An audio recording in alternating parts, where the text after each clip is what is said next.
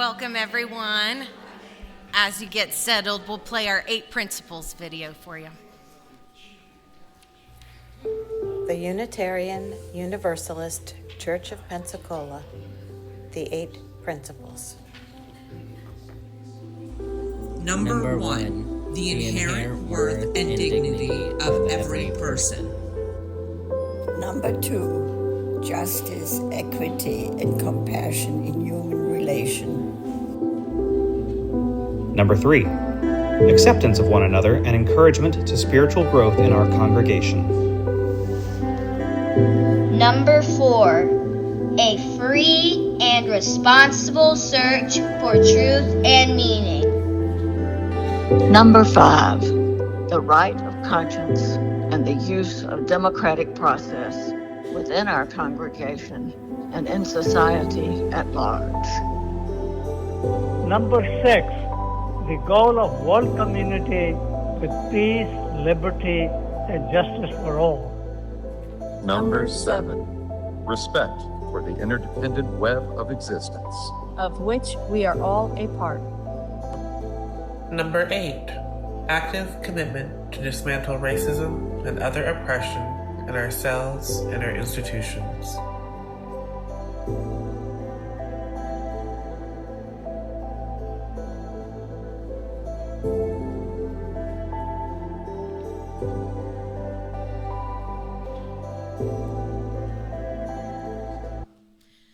Good morning. That was strong. I love it. Welcome. My name is Mary Beth. My pronouns are she and her. I'm your service leader for today. First and foremost, I want to say welcome and thank you so much for being here. If you've been here lots of times, welcome back. We love you just the same. But if you're new, we want to say a special welcome to you, and we're so glad that you found us.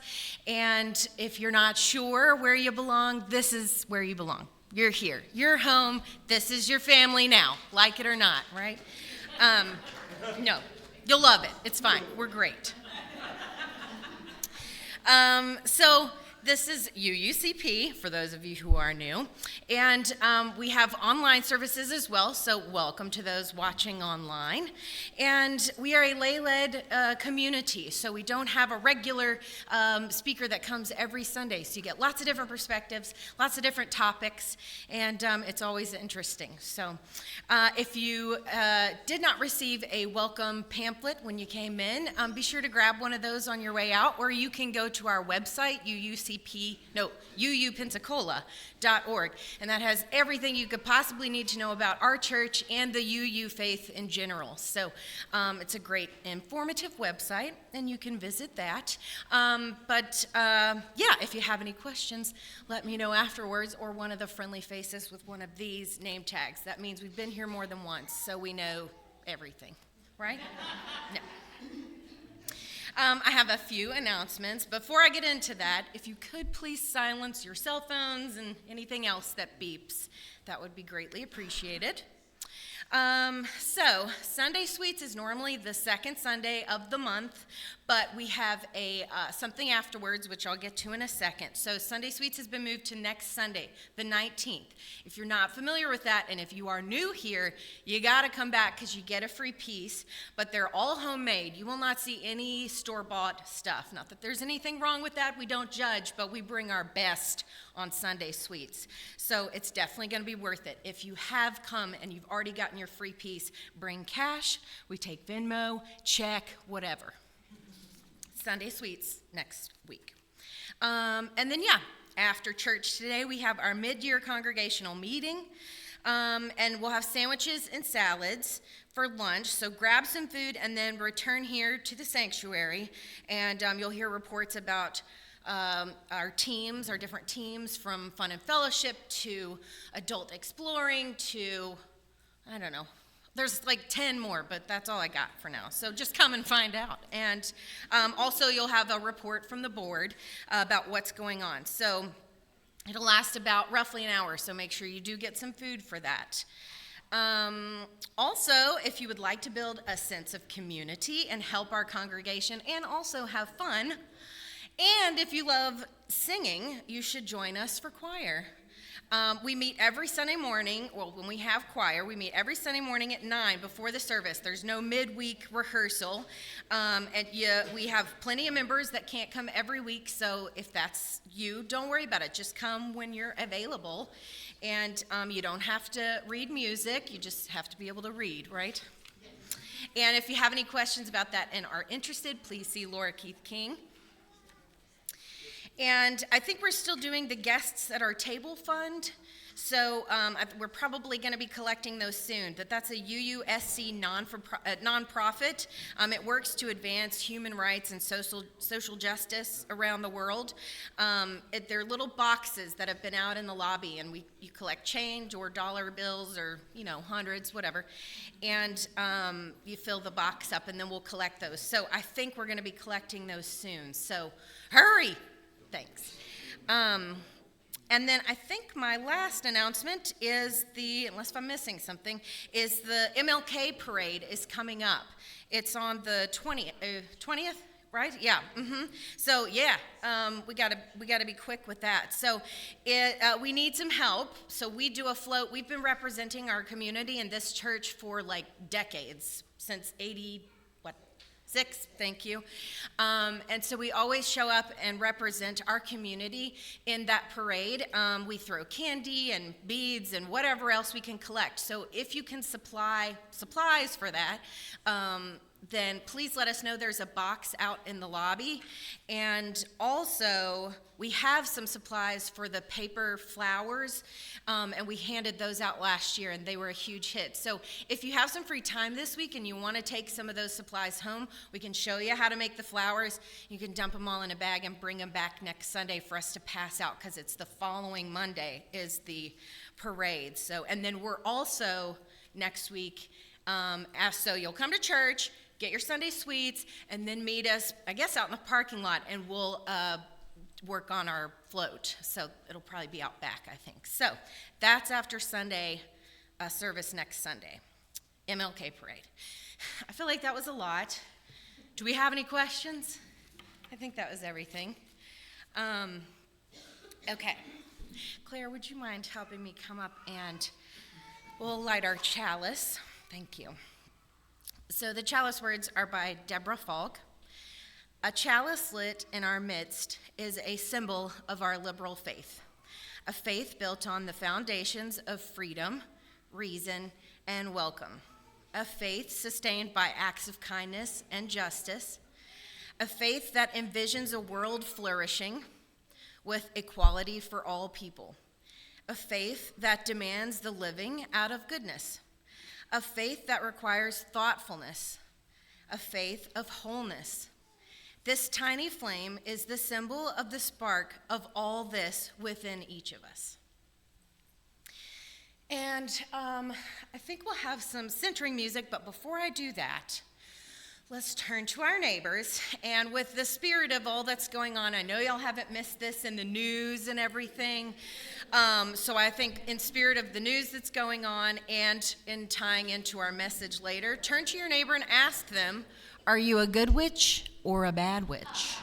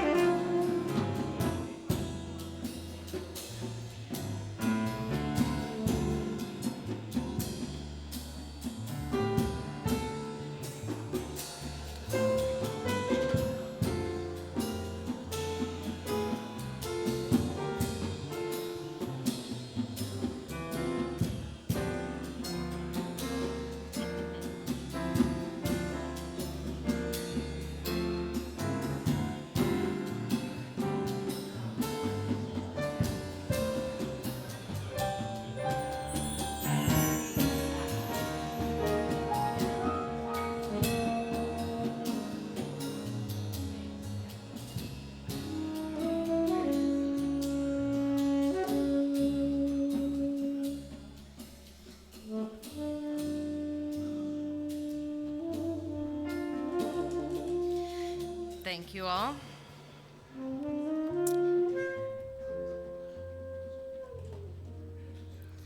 We'll have some opening words, right? Yeah. Thank you.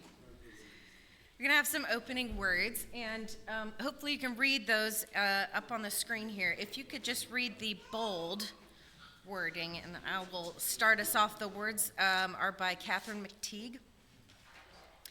Into this house we bring our hunger for awakening. We bring your passionate hearts and a will for justice. Into this home we bring the courage to walk on after hard losses. Into this home we bring our joy and gratitude for ordinary blessings. By our gathering we bless this place. In this shelter we know ourselves blessed. At this time we're going to say our covenant. If you're able, if you'll stand and join me in saying our covenant, and then we'll sing our opening song. Love is the spirit of this church, and service its law. This is our covenant, to dwell together in peace, to seek the truth in love, and to help one another. And if you'll stay standing and grab the teal hymnal, it should be under your chairs here. You can turn to page 1053, and we will sing, How Could Anyone? And we'll sing this 3 times through, and they'll give us a little intro to familiarize you.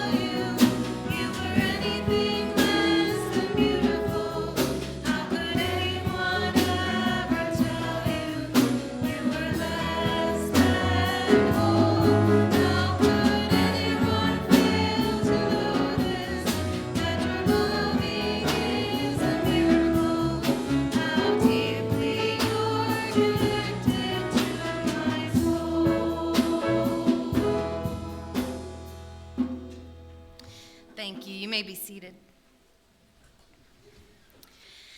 Now's a time where we have the ability to share with our family, with our community here.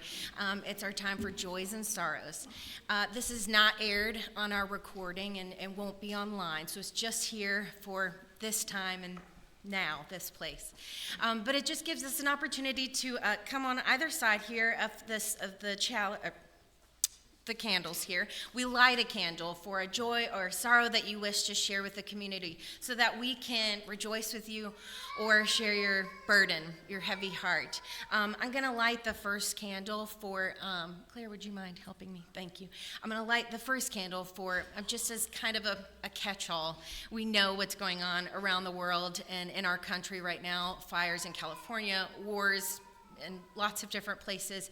So we'll just light a kind of a blanket candle to cover all the sorrows that's going on in the world. But yes, if you'll just line up, and I'll give you the mic, and then just share your name and briefly what your issue or joy is.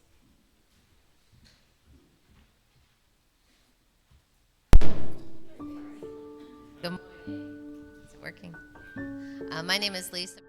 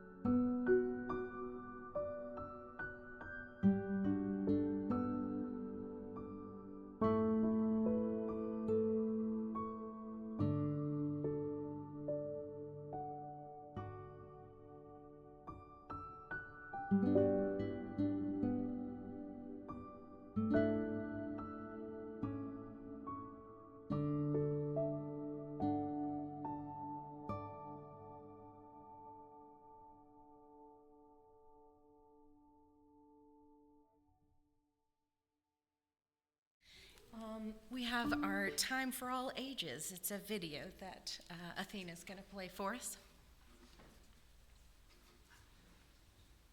Hi, kids, and welcome to Story Time.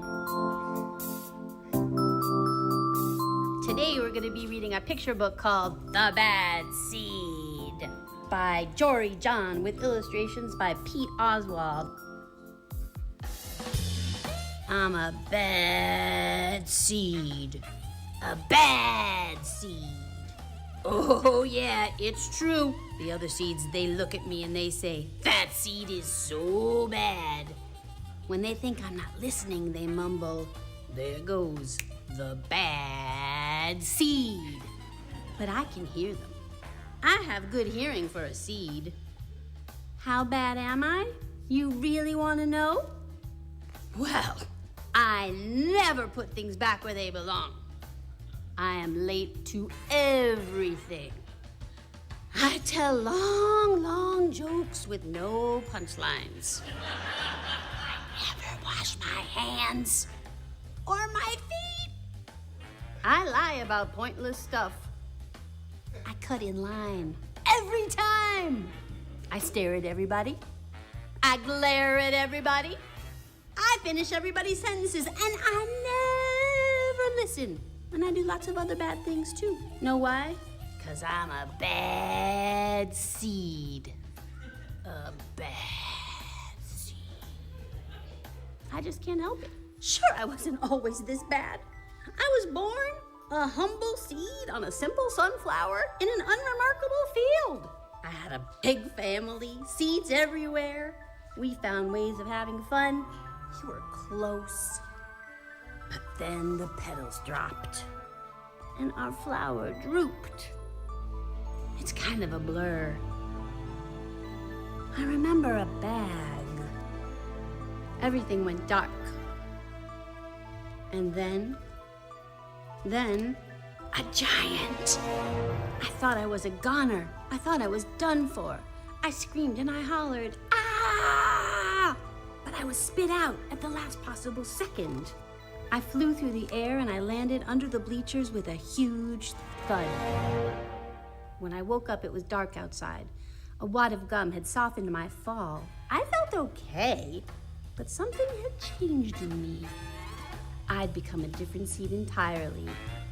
I'd become a bad seed. A bad seed. That's right.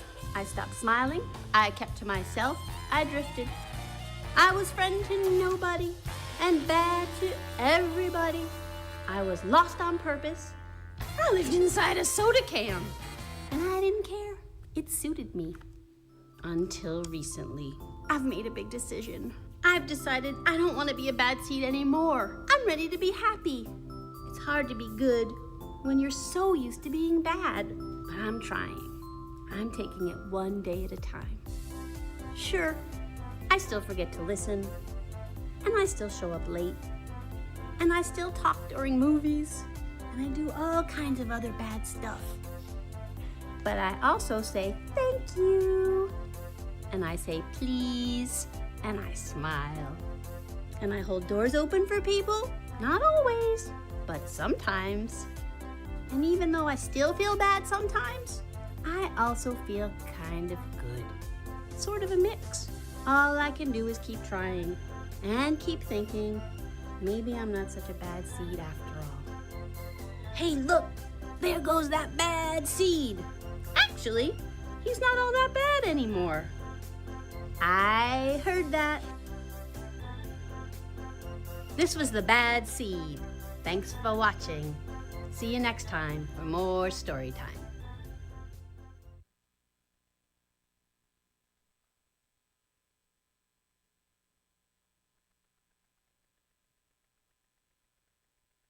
Help me play out the children? Yeah. Thank you. Ready, kids? Go now and be, go now and joy. May the spirit of love surround you everywhere, everywhere you may go.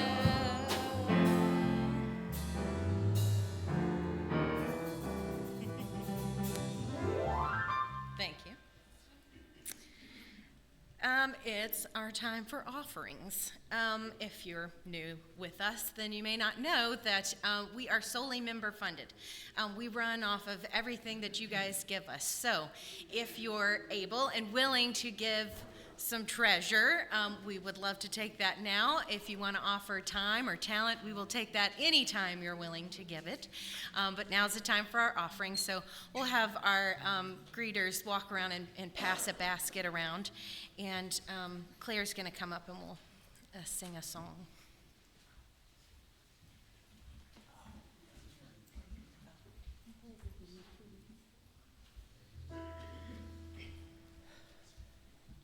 I don't want to have feet of stone. I don't want to have feet of stone. I want to follow this river of life where it will have me go. I don't want to have feet of stone. I don't want to have a dagger tongue. I don't want to have a dagger tongue. I don't want my words to be a weapon, but a healing balm. I don't want to have a dagger tongue. I don't want to have a heavy mind. I don't want to have a heavy mind. I don't want to hold these thoughts that are chains of iron. I don't want to have a heavy mind. I want to have eyes of love. I want to have eyes of love. Count the beggar man's life precious as my own. Offer my back for my brother's load. I want to have eyes of love. I want to have eyes of love.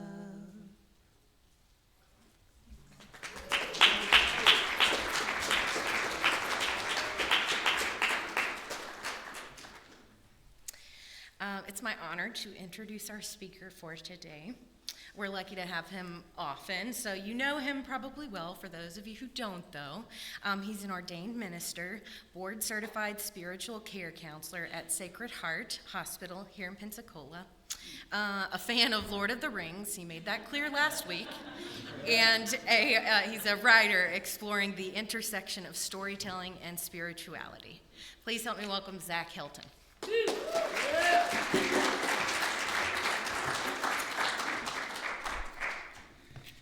You give one talk about Lord of the Rings. Now you're a Lord of the Rings guy. Good morning.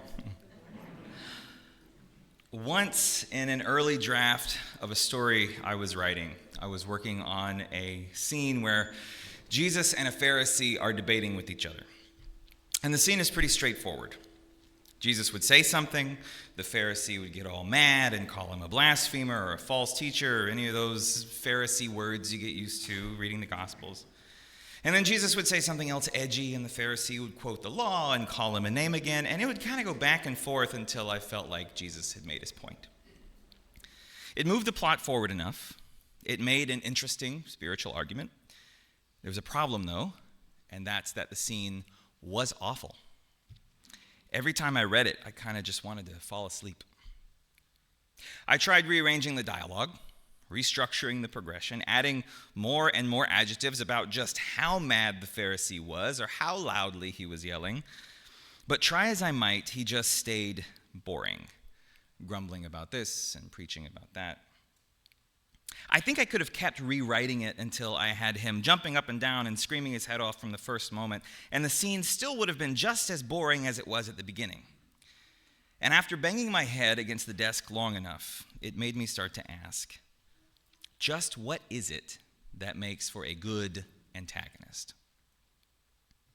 What is it that makes an antagonist compelling and satisfying?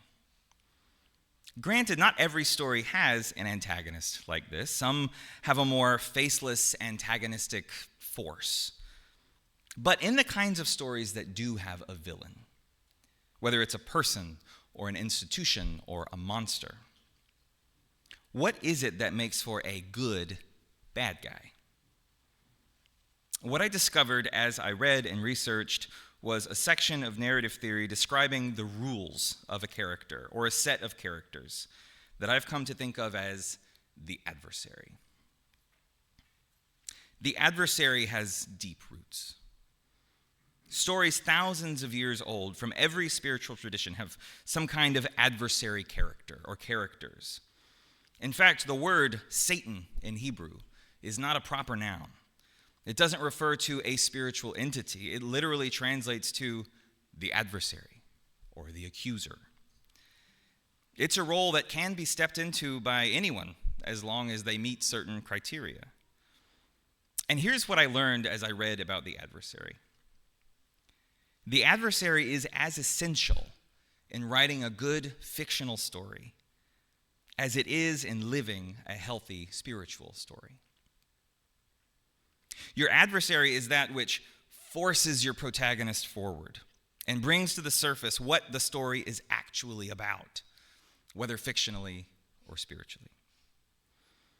So this morning, I want to look at three main pieces of theory that I found about imagining good antagonists, about crafting an adversary in our heads that can actually be helpful rather than flat or downright harmful. And hopefully, by learning to better imagine stories for the page, we can also better imagine stories for ourselves. So here is theory number one. The adversary, whatever form it takes, embodies the antithesis of whatever the protagonist values. So whatever the protagonist stands for, the adversary in some way stands for the opposite. So when a story is coming together, if it's going to be a story that resonates, it's crucial that the story be about something. Now, what it's about can be as complicated as you want, but generally the story needs to be about some central value, justice, or responsibility, or growing up, and so on. And if you look at the whole arc of a story, how the protagonist grows and what the climax is, it should be pretty clear what the central value of that story is. For example, if you look at the climax of The Dark Knight, you see it's a story about justice. Or look at the climax of To Kill a Mockingbird, and you see a story about non-judgment and facing bias.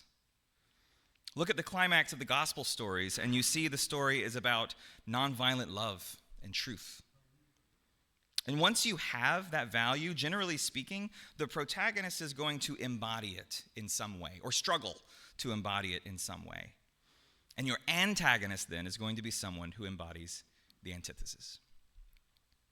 K.M. Wieland writes, thematically pertinent antagonists are the linchpin to any successful story.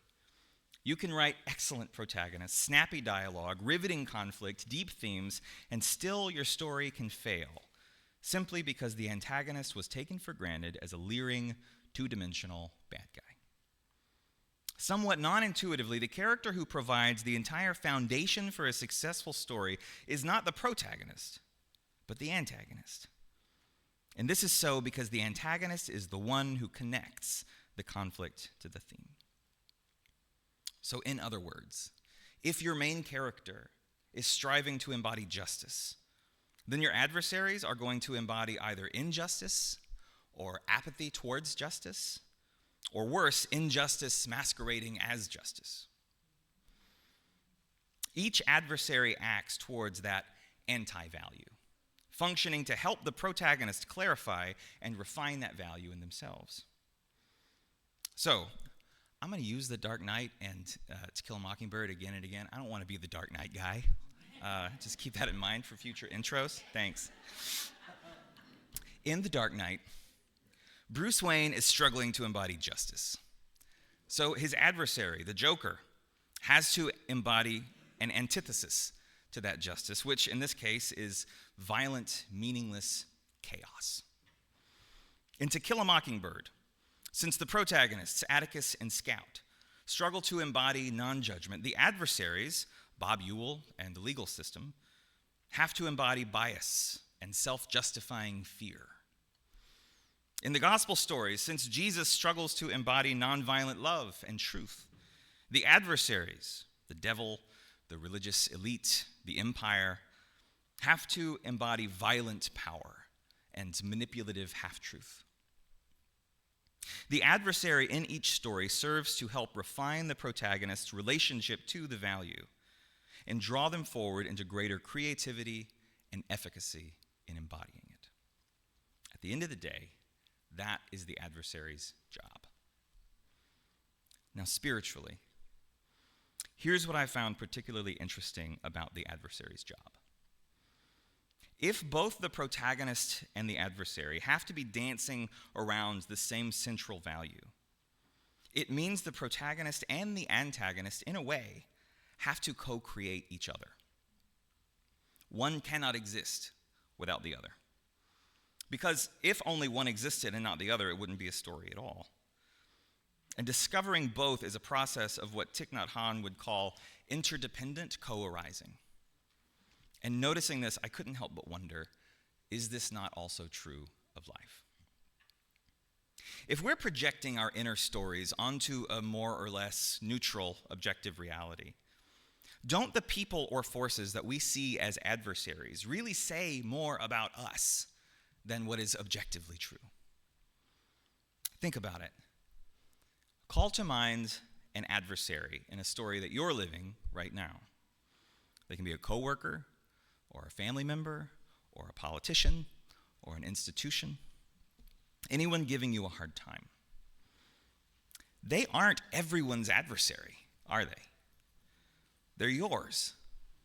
And why is that? Instead of labeling them as a mustache-twirling, objectively evil villain, might it be more productive to ask, what value is important to me that is in some way threatened by this adversary? So do they threaten your boundaries? Do they cause suffering to vulnerable people?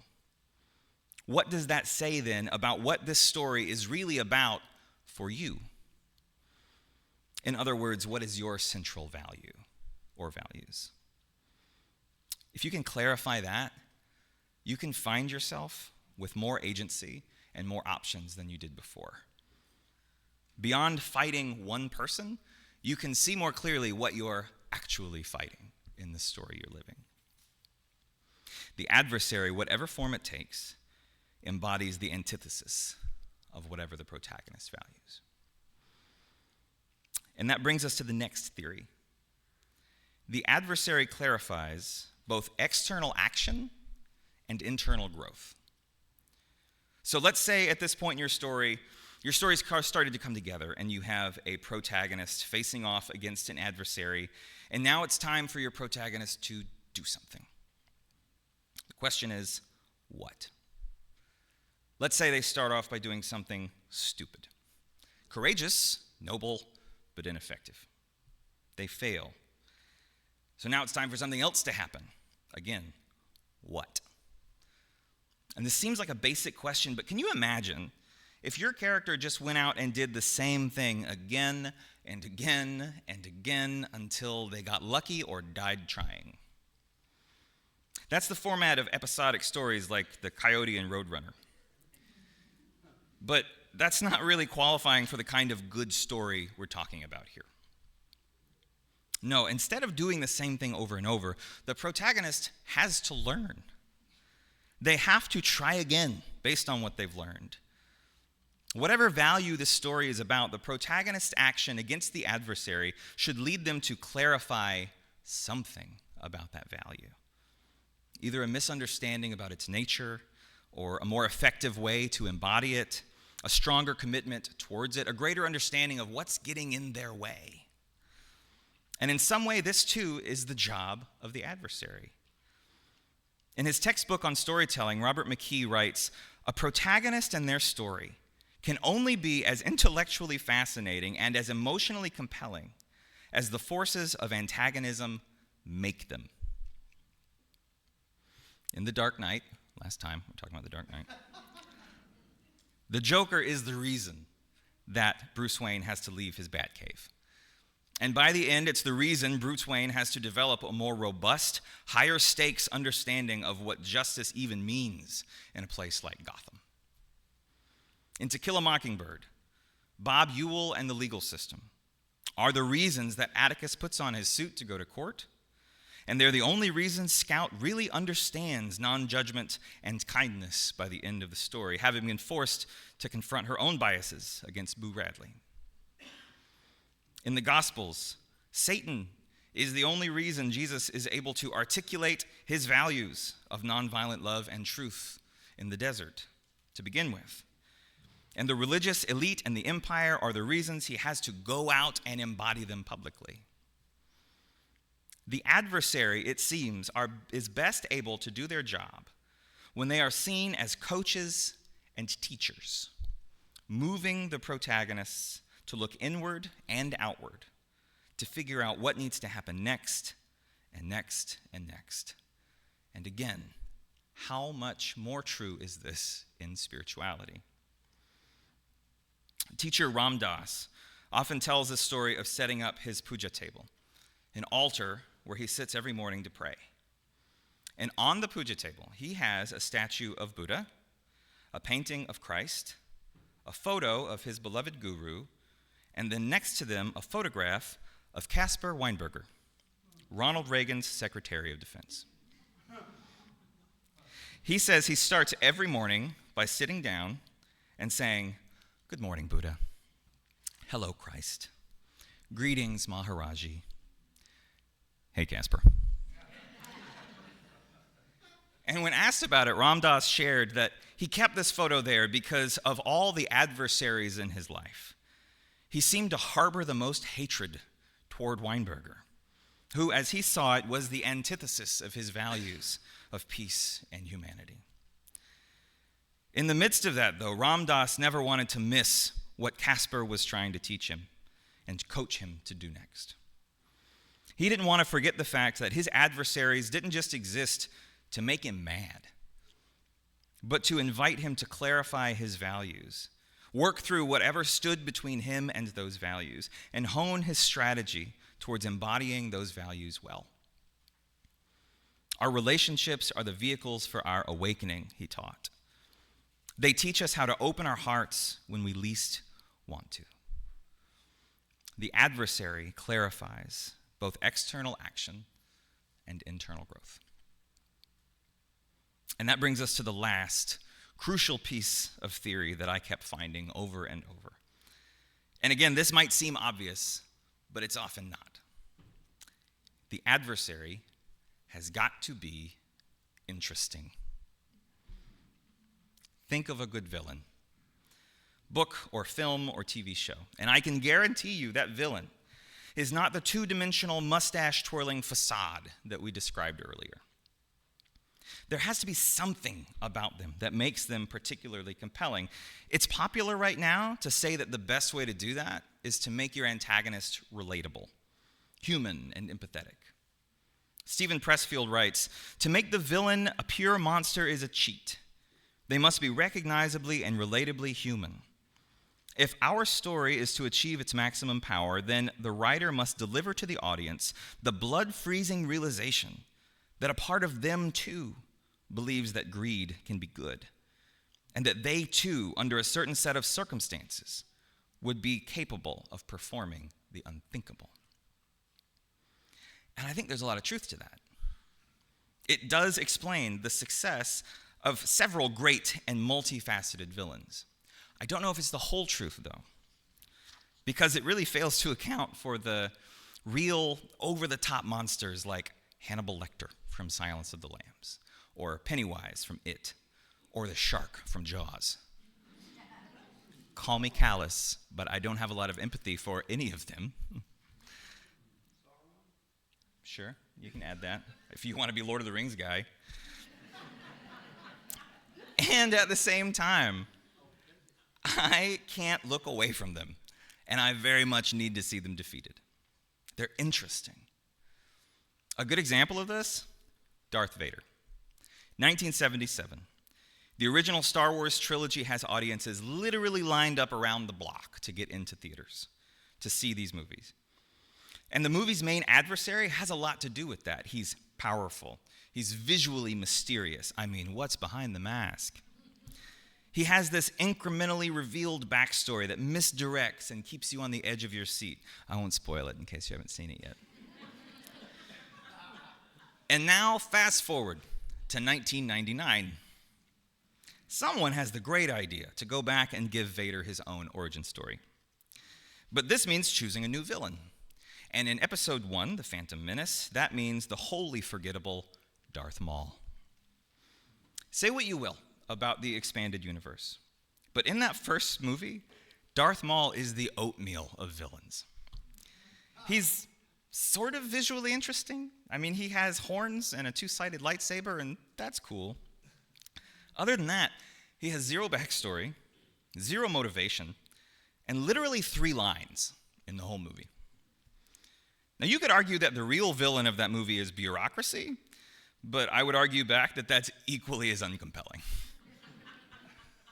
The adversary wasn't really an adversary at all, and audiences noticed. In stories, we have very little patience for an uninteresting adversary. They strike us as false. We lose interest. In the stories we tell about the world, though, do you ever notice that our standards are way lower? We're not satisfied with a 2-dimensional mustache twirler on the page, but we seem to be totally fine with one in real life. Think again about the adversary that you thought of earlier in this story that you're living right now. Imagine them in their natural habitat, surrounded by their little adversary friends and trinkets and whatnot. And now let me ask you this. Are they interesting? I mean, really? Are you curious about their backstory? Or what adversaries in their own lives brought them to be so insufferable? Are you curious about what they might really need that might be leading them to act in the way that they're acting? And how they're not getting it? Do you consider them in the fullness of the messy, complicated circumstances that brought them to where they are now? Or do you imagine a Darth Maul? Flat, basic, just bad. I have a feeling that if we imagined the adversary in our stories with the same standards we had for the adversaries in fiction, our conflicts might take on a very different texture. We might start to ask different questions about how we can show up in our story to embody our central value, what it might take to act effectively against such a dynamic and interesting adversary. We might be able to muster up more understanding or even some level of empathy or respect. And as Thich Nhat Hanh once wrote, when you understand, you can't help but love. And that is the real transformer of all conflict. And it all goes back to that one narrative foundation. The adversary has to be interesting. I think there are way too many underdeveloped antagonists, both in our fiction and in our world. There are too many flat characters that leave us blindly flailing in resentment and discontent, leading to wandering stories that stall out and never really go where we want them to go. These aren't really the adversary. Worst case scenarios, these half adversaries win. No protagonist ever taking the story seriously enough to step up and do anything.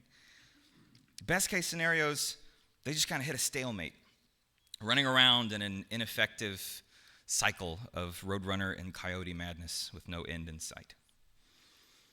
But if we took the task of imagining good antagonists seriously enough, if we really held them to the standards of the adversary, I think that would change everything.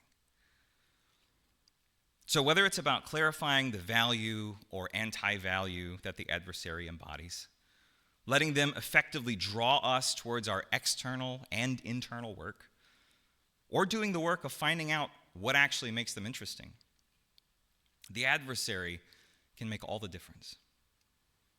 They can empower us and give us clarity. They can catalyze us towards becoming who we really are. And they can remind us what we're fighting for, giving us what we need to take agency and move forward to victory. So whatever that looks like for you, may you be an interested enough writer in the story of your own life to really embrace the role of the antagonist, because there's not much of a story without one. Thank you.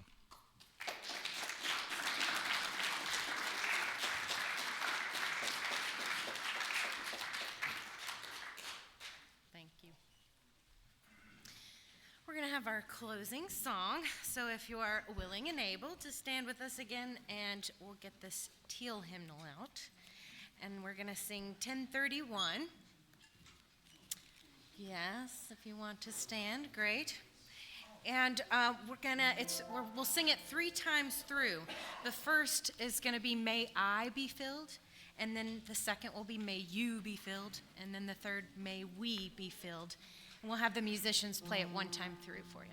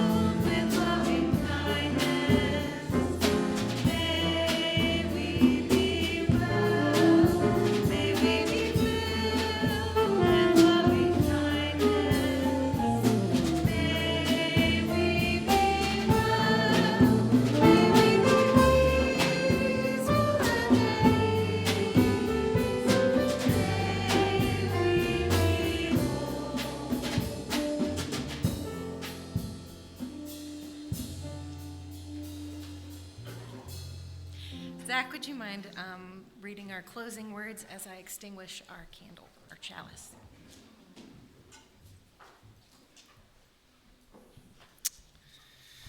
Hear these closing words. Hidden in all stories is the one story. The more we listen, the clearer that story becomes. Our true identity, who we are, why we are here, what sustains us, is in this story. Thank you for being here. Go in peace.